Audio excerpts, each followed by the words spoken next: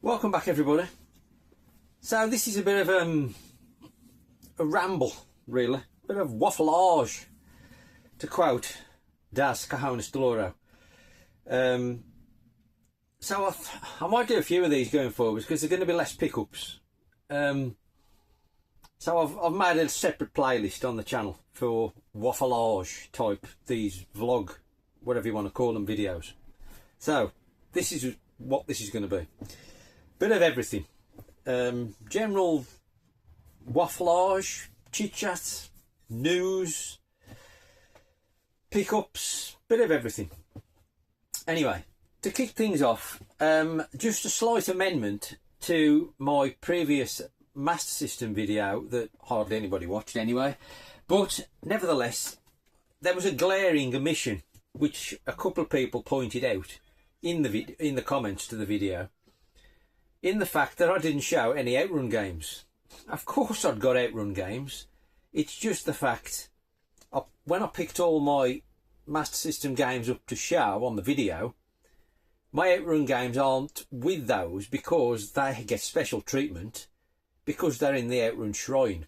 So consequently I forgot to include all my OutRun games in the video. So anyway, I'm not going to dwell on them, but what we got, obviously, Battle OutRun, which is kind of a Chase HQ wannabe, really, using the OutRun name.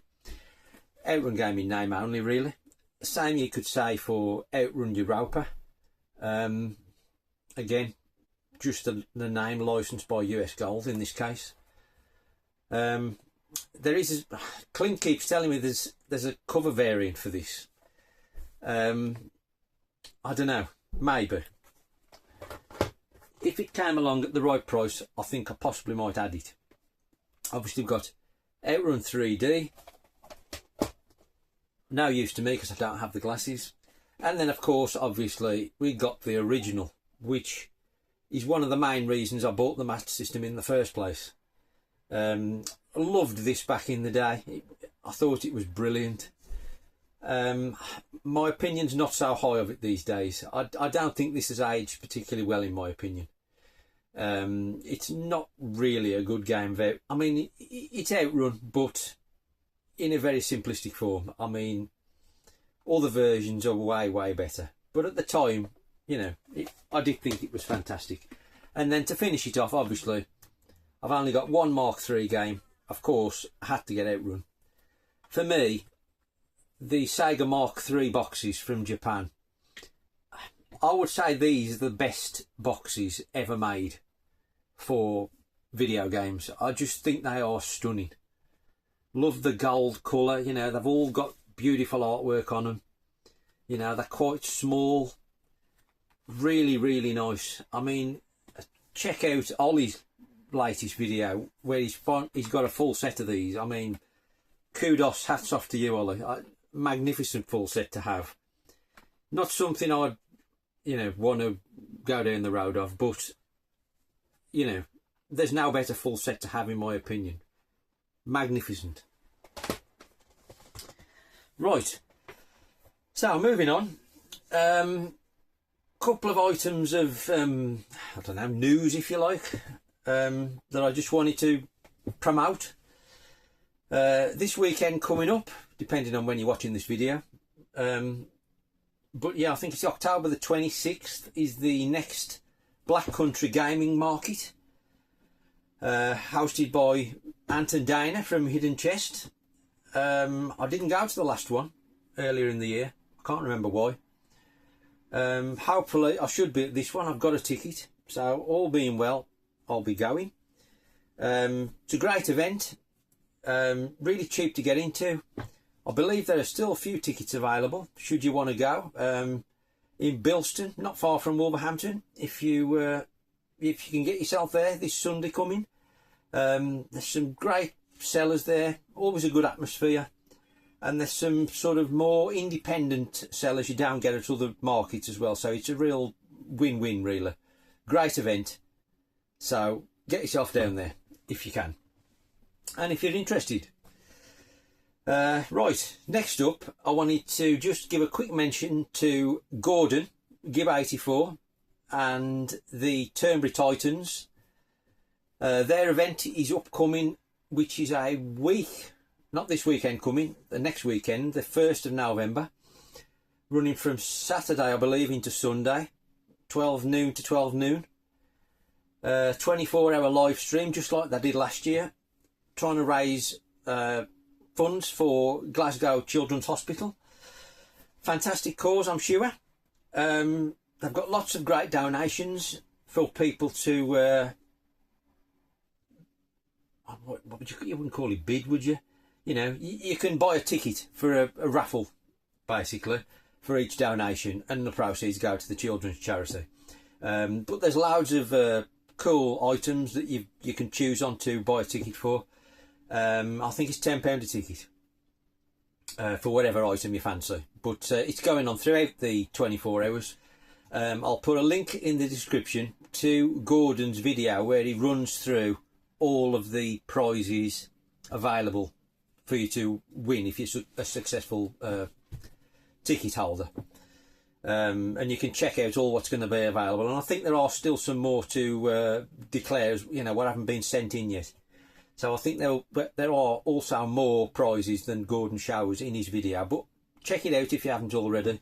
And if you can sort of check in and watch bits of the stream, you know, throughout your day, if you've got a spare 10 minutes, chuck a few comments in the live chat. I'm sure all the lads involved will appreciate it. They're all different Titans this year compared to last year, so it'll be good banter, I'm sure. And I'm sure it'll be entertaining for whenever you can tune in. So that's the Turnberry Titans on November the 1st, which is just over, you know, 10 days or so away. Right, moving on. I've got a few pickups to show, but I don't know, I've been saying it a lot recently. I mean, I'm not buying very much now, really. It's more about fine-tuning. And I'll continue to fine-tune, I'm sure, going forwards forever, more than likely. There'll always be stuff I think, I'm never going to play that again, I'm going to get rid of it. And there's always going to be something that somebody will show, or I'll read about, or see in a video, or I'll just stumble across by accident and think, oh, I'd like to try that, and I'll buy it. And I'll have to sell something to make room for whatever I buy, because there's no room anywhere. Everywhere is full. I've got no space for any game on any console, basically, except perhaps Switch or PS5. So, but like I say, I'm sure the retro will be fine-tuned forevermore, and I'm still doing it, really. And then I got into this. I'd gone down the vinyl rabbit hole, and it's really took hold of me. I'm really loving the vinyl. It's the nostalgia. You know, takes you back to when innocent times. And it's just a real physical experience, putting the record on the turntable and moving the needle across, and really, I don't know, it might be a fad, but I don't think it's going to be, to be honest. I'm really enjoying it. And, you know, I just put a record on while I'm tatting around and playing a bit of room Tetris, and it's really good. Absolutely loving it. And I'm, you know, 80% of the stuff I've bought has all been like £1 from charity shops, and I've found quite a lot of stuff. But that in turn, that has created a problem, because space. I've got none at all. And records, although they're thin, you know, they take up a fair bit of space when you get a few of them. So, you know, changes have got to be made. So I've decided I've got to sell a couple of me one-up cabinets to make space for. I'm going to get a Kallax, so I can get a few sort of a small vinyl collection. Probably going to get a 4 and a 2 Kallax. I think I've just got space for. I think by moving to my 2 one-ups and I'm going to get rid of one of the ones in here and one of the ones in the garage, and move one from here into the garage to fill the space for the one I sell. So basically I'm selling 2 to get rid of the 2 out of here to make space for these 2 Kallax units. So I'm basically going to have 6 cubes which I can store vinyl in, which hopefully will be enough. Plus, you know, I've made a bit of space as it is, so combined with what I've made already over there with this Kallax unit, that should future-proof me, I think, on vinyl. Because like I say, I'm not buying new stuff. I'm buying all sort of whatever I find in charity shops, more or less, you know, 80-85%, just with the odd new one thrown in. So I think that will future-proof me, just by selling a couple of one-ups, and it will make the room slightly bigger as well, because obviously the one-ups take a bit more space than the Kallax will, so I will gain a bit of space as well. So, you know, kind of a win-win. And I don't use all these one-ups, if I'm honest, so they look nice, you know, but needs must, you know, you can only do so much, couldn't you? So they've got to go to make space for vinyl. Like I say, I'm really loving it. It's more soundtracks I'm getting into as well on vinyl. I mean, it's crazy because I've got a lot of them on CD, but I don't know. I'm just seeing where I chance upon in charity shops, really. But I'm also going for, see, I'm a huge James Bond fan, and that was where my collecting started, really, way back in the 80s. You know, I was collecting James Bond stuff before I was ever collecting any kind of games, really, in any serious sense, you know, other than, you know, just buying what you could afford to play at the time and then swapping it for whatever came in the future. You know, I was collecting James Bond stuff, you know, at the same time when I was a kid. You know, I collected videos, DVDs, you know, but I also collected soundtracks. So obviously now getting back into vinyl, and I've got the soundtracks on CD. You know, don't get me wrong, I've still got them. But the trouble is, I'd sell my vinyl collection of James Bond soundtracks. I think possibly when I moved here. I can't remember really. It's been years. Long gone. So I decided I want to try and get a full set of James Bond vinyl soundtracks. And I've been doing quite well so far. So I'm not sure if people are interested, but I might show the soundtracks I pick up on vinyl, because there's a bit of a crossover between games and movies, isn't there? So I might show them in future episodes. Let me know, actually. Are you interested in seeing vinyl soundtracks?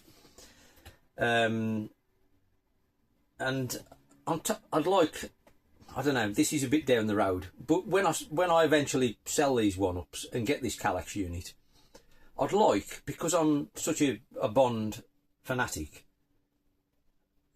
I feel I've neglected that in recent years. I'd like to get myself some kind of display on top of this Kallax unit of just bits and pieces, maybe a couple of cars, I don't know, the soundtracks, I don't know.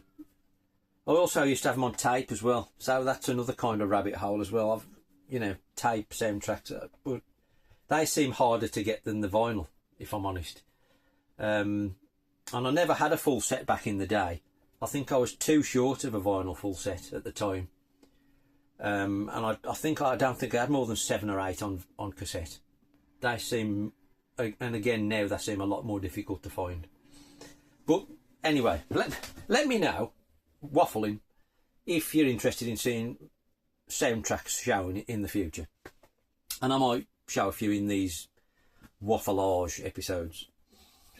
Right, next thing I wanted to mention was Dodo.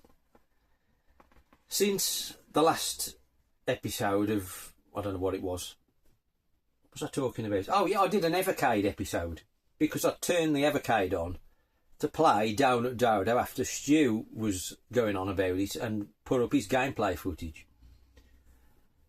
So anyway, I finally got round to playing Down at Dodo, and I've put a short up and a couple of posts on Instagram about it in the meantime. But I just wanted to say here, what a game Down at Dodo is. It's absolutely magnificent. So again, hats off and cheers to Stu for finally giving me the urge to play it. It's absolutely brilliant. Honestly, I cannot recommend it enough. I think it's right up there for me. It's one of the best things I've played in recent years. It's absolutely phenomenal. It looks incredible. You know, it looks like a game, an arcade game from the 80s. Obviously it looks beautiful on a HD screen, you know, but it looks fantastic, I've got to say. More importantly, it plays fantastic. And it sounds fantastic. The tunes are really, really good. The levels, you know, it's kind of like Donkey Kong, really. It's all single screen. You're collecting items throughout the level. Kind of like sort of Manic Miner, Bomb Jack up to a point. And you're basically collecting all the items throughout the level, and then you collect the big donut at the end to complete the level. And there are 5 different levels, after which it loops, but harder. And it is frustrating at times, but it's always your own fault. You're constantly saying, you'll be playing it and you'll think, oh, bollocks. But it's your own fault. It's not the game. And it's got that element of, I'll just have another go. I'll just have another go. Oh, just one more go. I'm going to switch it off now. This is definitely my last go. Half an hour later, you're still playing it. It is amazing. So far, I've got to level 6. I haven't played it for the last week or so, just through time. But I had a period of, I don't know, 4 or 5 days where I was playing it a lot. And I just kept getting that little bit further. Initially, I couldn't get past sort of level 2, and then I got to level 3, and then 4 and 5, and then 6. Like I say, which is the first screen that re-looped, if you like, but harder. There's more enemies and such like. And you get an extra life every, is it 15,000 points or 1,500 points or something? Every so many points anyway, you get an extra life. But you can run through lives really, you can be doing brilliant, and then you'll run through 3 or 4 lives and it's game over. But it's just got that quality. A bit like Ghouls and Ghosts. It doesn't, it's hard, yet it's not hard. If you with perseverance, you can sort of, I wouldn't say master, I'm sure you can master it if you spend enough time on it. But you do feel you improve and you get better and better. Honestly, it's an amazing game. I think it's only 20 odd quid on the Switch. I've put it on my list for Santa, even though I've got it on the Evercade, and it's on Indie Heroes 3 on the Evercade, which again is less than 20 quid. I mean, it's worth buying the cart for that alone, in my opinion.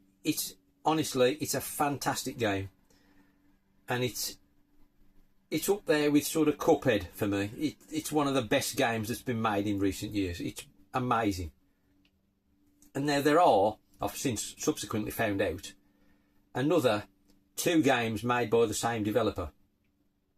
Not sequels, if you like, but in a similar vein, sort of in the style of old 80s arcade games. The first one I've downloaded on the Switch, I think it is. For some reason, these games aren't on the PlayStation consoles. I presume they're not on Xbox either. I don't know. I haven't looked. For some reason, they're only on the Switch. I forget what the second one is. I've downloaded it. I'll put the name up on the bottom here if I remember. But it's basically like Mapper. Now, I love Mapper. Fantastic game. And this is really good as well. But it's not as good as Down at Dodo. At least not yet, I don't think it is. It didn't Down at Dodo immediately grabbed me. I thought it was fantastic. this second one, it's good, but I don't think it's as perfect as Down at Dodo. But it's still good and worth playing. It was, I mean, I think it was £2 or something. And I think you can download Down at Dodo for £2 on the Switch as well. I mean, it's the best £2 you could possibly spend. And then there's a third one,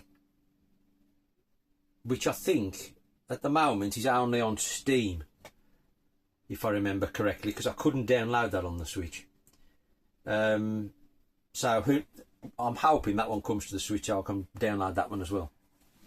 Anyway, last thing I wanted to mention before I do a few pickups is I'd recently watched, I think it was on Amazon Prime, The Rubber Key Wonder. What an amazing documentary that is. Phenomenal. Again, it was so good, I've put that on my Christmas list for Santa.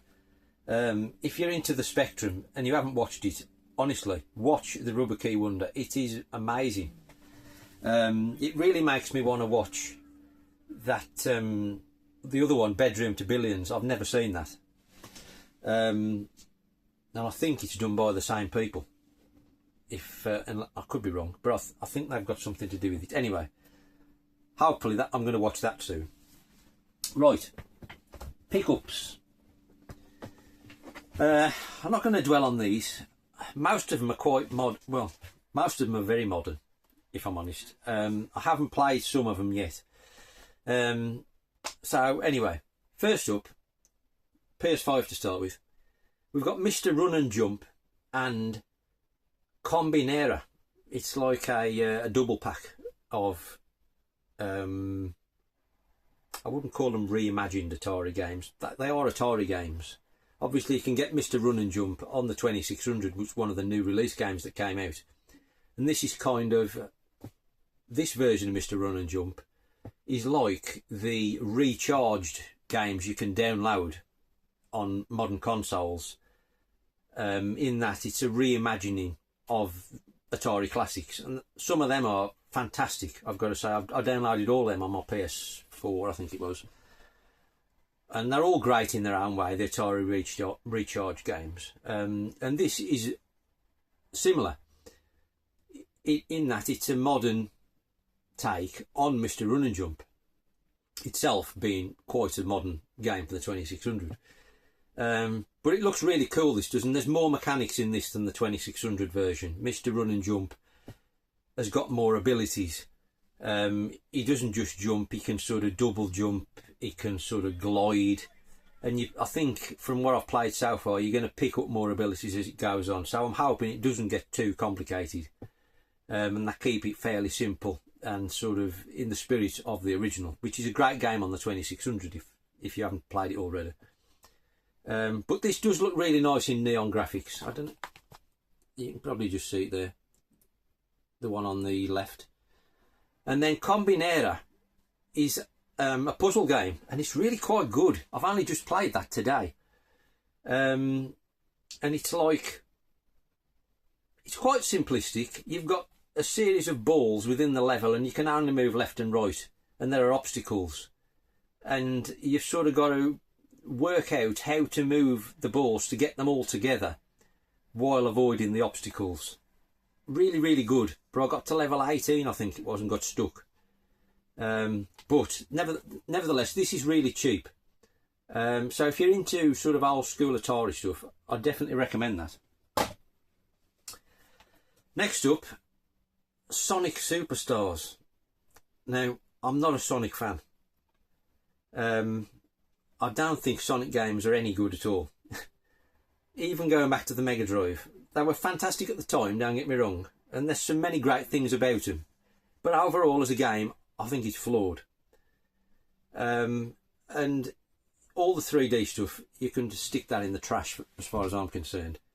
However, I saw this and it was reasonably priced. I thought, I haven't tried a Sonic game in years, I'm going to try this, because it's allegedly sort of, you know, a traditional 2D Sonic game, which it is, what I've played of it. I've not played a great deal, but it does seem not bad. I think as Sonic games go, it seems quite decent. and certainly the best Sonic game I've played in a long time. So I'm definitely going to be playing a bit more of that. It surprised me a bit, if I'm honest. I was expecting it to be rubbish, and it wasn't. Right, next up, again, I played this when I first got my PS5. And I've not gone back to it, just again through time, buying other stuff. I do want to play it again though. WRC. Now I think it was around 15 quid when I bought it. And I wasn't expecting a great deal, if I'm honest. I thought it's going to be way too simmy. To my surprise, it was really quite playable. And quite forgiving, at least up to what I've played so far. I'm sure it does get harder, but it looks awesome. And it really does play well, this. Much more arcadey than I was expecting, at least so far, like I say. So again, this really surprised me.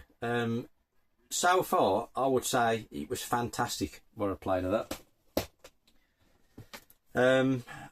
I've not tried this one yet, and it's Expeditions, which is another game in the Mud Runner series, if you've played those on the PS4 or Xbox. Sort of really realistic. It's not racing, it's kind of driving adventure style missions. Really well done on the PS4 and Xbox. So I thought I'd like to try it on the PS5 as well. I don't think that one is particularly cheap, or at least it wasn't. But if it's anything like the others, it should be really good. Then I bought this one because I saw a few people sort of say how amazing this was, so I kind of jumped on the bandwagon. And it's Balatro. You can get it on other things, but it's a card game, and I couldn't understand why people were raving about this. You know, it's a card game, I thought. But again, it was quite cheap. I think it was less than 20 quid. So I thought, I've got to try it at least. So obviously I did. It is really good, I've got to say. And it does get quite addictive. I'm not sure I understand 100% of what's going on. But that said, it is really quite good. I mean, it's very basic, obviously. It's just a card game. But if that's your thing, you could do a lot worse than that, I would say. Not tried this one. Still sealed. Again, it was cheap, and I'm sure I've heard someone or multiple people say it was good. So I thought I'd give it a try. I used to like the original Prince of Persia. Never into the 3D ones. But I believe this is 2D. The Lost Crown. At some point, I'll get round to trying it. This next one, I have tried a bit of, and I thought it was fantastic, I've got to say. Contra Operation Galuga. Standard sort of 2D Contra game, obviously with modern graphics. Personally, I think they look really nice, and I was really impressed with the game. I really like it, what I've played of it. I'm sure it's there'll be people who obviously prefer the original ones, and they probably are better, if I'm honest. But as modern games go, I think that one's quite good. Next up, I bought this ages ago, not long after I bought my PS4. I've still not got around to trying it, which I'm annoyed with myself about, because it was one of the main reasons I wanted to get a PS5. Unfortunately, subsequently, it got reduced to 10 quid in Smith's a few weeks ago. Too late for me, I'd already bought it for 30 or whatever it was. And we've got Fatal Fury, City of the Wolves. I'm sure this is awesome. Like I say, I'm really annoyed with myself that I still haven't tried it yet. It looks amazing. Fatal Fury is a brilliant series. I really need to play it. I'm sure it's fantastic. Then again, we've got another brand new game where I've not opened yet, still sealed. And again, I'd read that it was really quite good, and I'd gone down this rabbit hole, and again this was quite cheap, so I thought I'll grab that and at some point I'll get around to playing it. And it's a Dead Cells Castlevania. And I've never played one of these Dead Cells games. I think they're sort of Metroidvanias, aren't they? Quite difficult, possibly. Anyway, I'd read this was good, and I'd gone down the Castlevania rabbit hole in recent months. So I was sort of hoovering up as many Castlevania 2D games as I could, and this was on the list, so I bought it. If it's any good, let me know if you've played it. Right, we then got 3 retro games. NES American games. Again, a rabbit hole I'd gone down in recent months. I've got all the ones I wanted now. These are another 3. First up, only a basic one, Marble Madness. You might argue that the Mega Drive version's better, but this is where I've played Marble Madness way back in the day. It was on the NES, and so this is the version I wanted for that reason. I have had the Mega Drive one in the past, but it's long gone. So nice to get that. And like I've said before, these American NES games are really difficult to get in the UK. So you have to take your chances when you see them. Next up, we've got Thundercade, which is a vertical shooter where you're a dude on a motorbike, basically, and you can move traditionally like a vertical shooter, and then you get power-ups to get a sidecar, and you can get it sort of both sides to give you firepower on both sides of the motorbike. It's not bad. I wouldn't say it was amazing.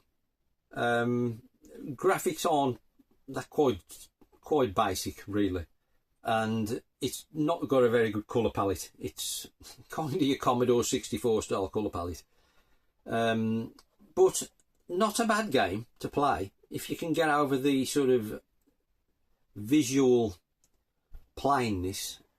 It's not too bad. Then the last NES game we've got, again, is in the Castlevania rabbit hole, and we've got Castlevania 2, Simon's Quest. Now, I think this allegedly is supposed to be the best one, isn't it? Or is this the worst one? This might be the worst one. I can't remember. Anyway, Castlevania 2.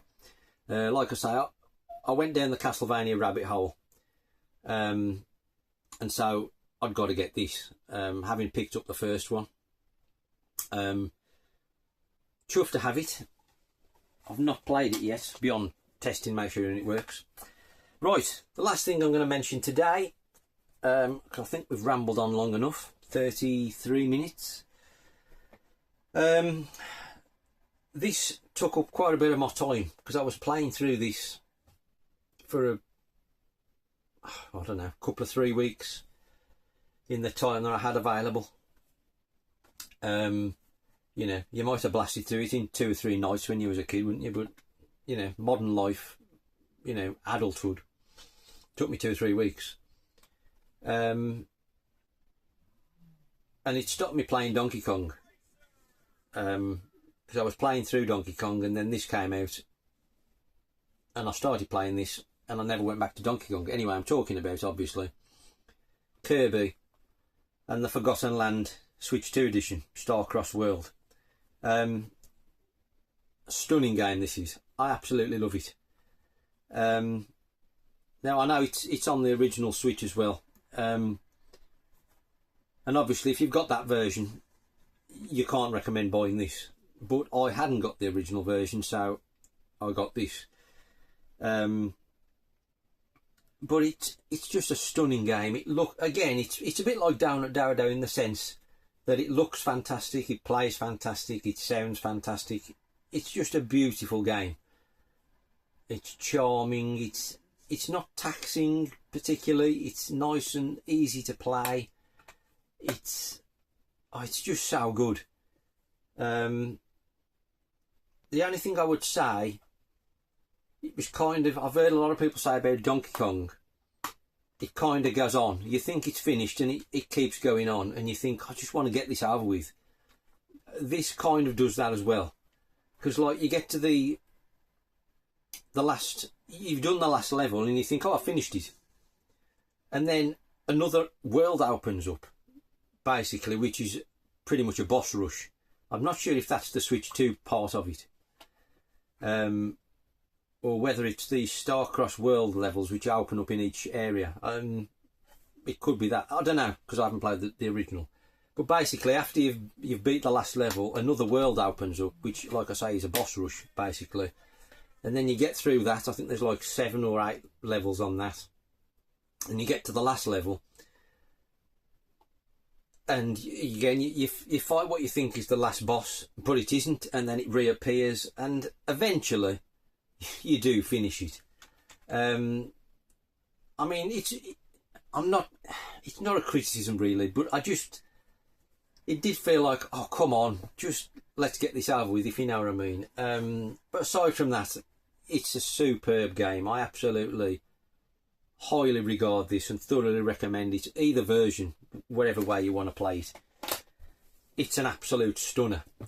I'm now waiting for Kirby Air Riders, which is November sometime. Hoping that's going to be good. I'm a bit kind of, will it be good or not great? I'm hoping it's going to be good.